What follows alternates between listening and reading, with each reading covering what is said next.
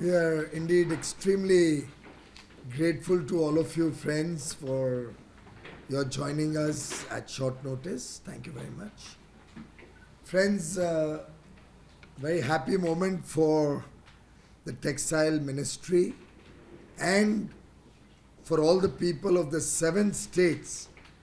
Tamil Nadu, Telangana, Karnataka, Maharashtra, Gujarat, Madhya Pradesh, and Uttar Pradesh for having been selected through a very transparent, competitive process in challenge mode under the Pradhan Mantri Mitra Yojana, the mega industrial textile parks that are going to come up in these 7 states. I'm indeed extremely grateful to the Honorable Prime Minister of India, Shri Narendra Modi ji, for the vision that he has given to the textile sector, where he always believed that our competitiveness, our quality, and our ability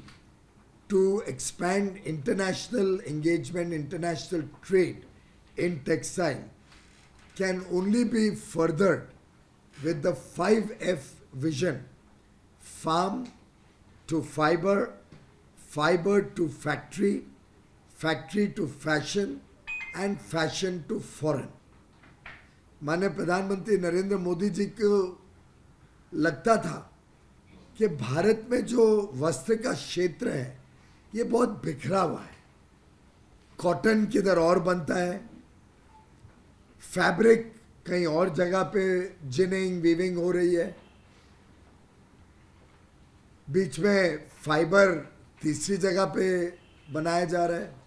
spinning mill द्वारा काम किधर और हो रहा है. फिर वो जा रहा है अपैरल मैन्युफैक्चरिंग के लिए कुछ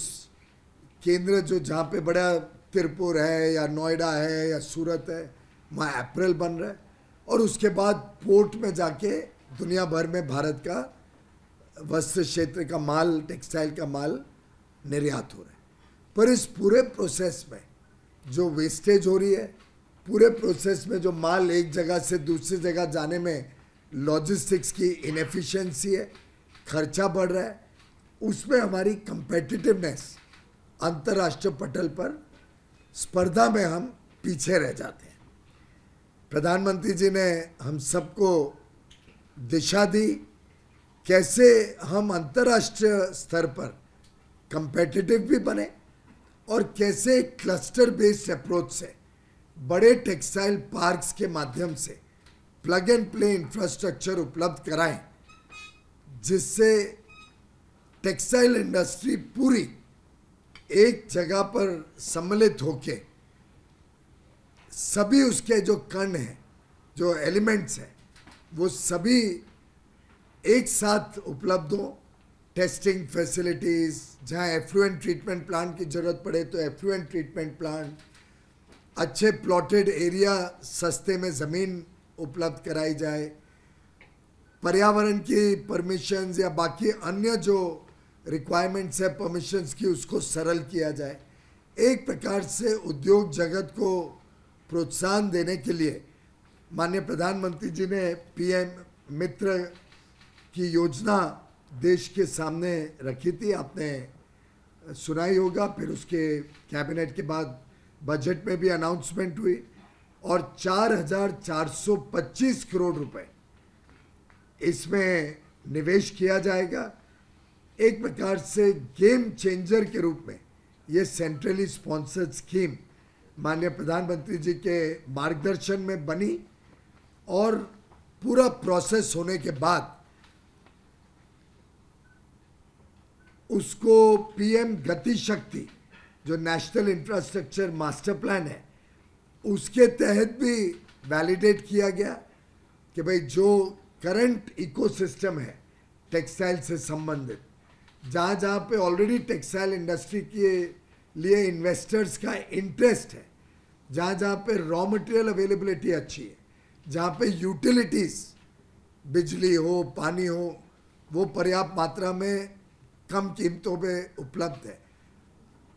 जहाँ से पोर्ट को कनेक्टिविटी है, जहाँ लोकल स्किल लेबर है, और विशेषकर जहाँ स्टेट्स की अच्छी टेक्सटाइल पॉलिसी, इन सब चीज़ों को मद्देनज़र रखते हुए टेक्सटाइल जो एक बहुत अहम कड़ी है भारत में नौकरी या काम के अवसर देने के लिए, कई अनुमान है कि कृषि क्षेत्र के बाद सबसे ज़्यादा टेक्सटाइल क्षेत्र में लोगों को काम मिलता है। इन सबको मद्देनज़र रखते हुए और जो प्रधानमंत्री जी का कहना है, और मैं कोट करना चाहूँगा, textile sector is key in realising a self reliant India. ऐसी परिस्थिति में हमने जो निर्यात का $100 बिलियन यानी 8 लाख करोड़ से अधिक भारत से निर्यात हो टेक्सटाइल क्षेत्र का जो टारगेट रखा है 2030 तक का, उसको भी पूरा करने में पीएम मित्र की योजना का बड़ा योगदान होगा। हम चाहते हैं कि ग्लोबल स्केल के चैंपियंस बने भारत में। इस वर्ल्ड क्लास इंटीग्रेटेड फैसिलिटी से हम ग्लोबल वैल्यू चेन्स में भी भारत को सम्मिलित कर पाएंगे, और अनुमान है कि कम से कम 20 लाख नई नौकरी अथवा काम के साधन डायरेक्टली या अथवा इनडायरेक्टली इन 7 टेक्सटाइल मेगा पार्ट्स के माध्यम से नए रोजगार के साधन बनेंगे,